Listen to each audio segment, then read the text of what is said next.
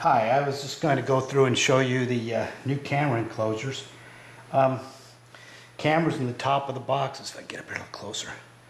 Cameras in the top of the box and the computers in the bottom. And you can do it either way. You can orient it this way. It just means you'd have to flip the images in the application. But the way it's set up now is with the camera at the top and the computer at the bottom.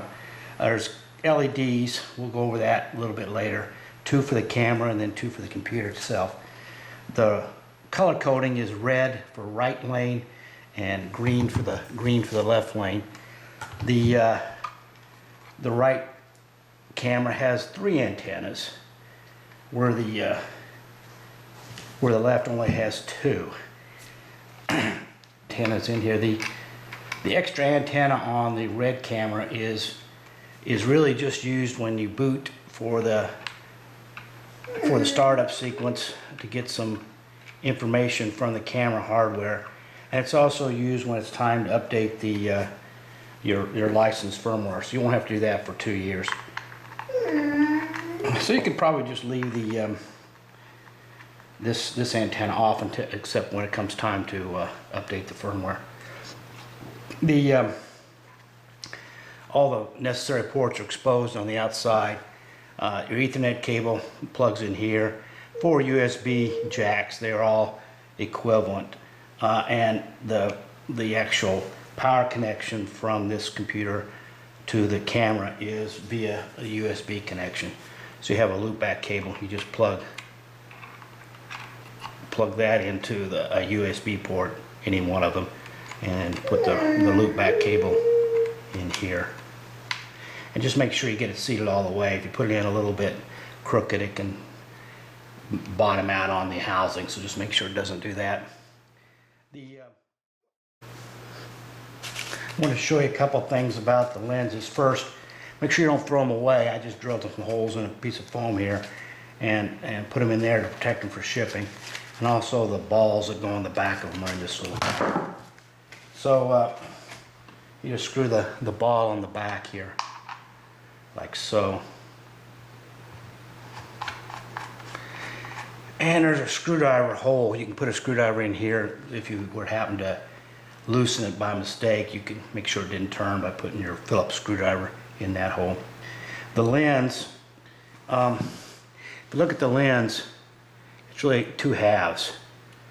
This part rotates back and forth to focus the lens. There's little set screws, so you have to open that and loosen that set screw, then twist it to focus it. It also, I mean, this part twists. You actually screws into the camera too. So in order to make sure, let me set this down for a second. Take the lens cover off. When you screw it in, you don't want to change the focal length once you've got it. You don't want to have to bother refocusing it. So when you put it in, you want it to bottom all out, but if you grab it by the bottom of the lens, the base of the lens, this part closest to the housing, then you won't have to tend to work against that set screw and mess up the focus. One trick, I didn't do it on this one because I didn't know that you wanted a 10 foot, but if you have a distance that you want to keep it focused at, you can just paint a little white line across here so that the outside of the lens, you can tell when it's in the same focal length when the lines are aligned on the 2 parts. That way if it ever does slip, I mean, it's very easy.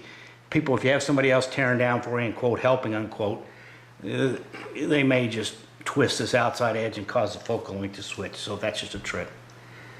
Make sure you save it's really easy you save these protective if you just want to leave the lenses on, which is what I do in the carrying cases. But since they're clear, they're easy to forget that got them on there, and you may think get a blurry image just because you're looking through the clear part.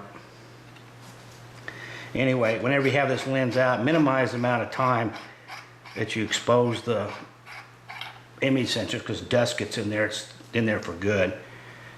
Not hold it up. Dust tends to settle, so if you don't hold it to where dust doesn't fall down into it. And the same way with the lens, cover up as quickly as possible. If you take them out. Like I said, I have an enclosure case, so I never have to take them out.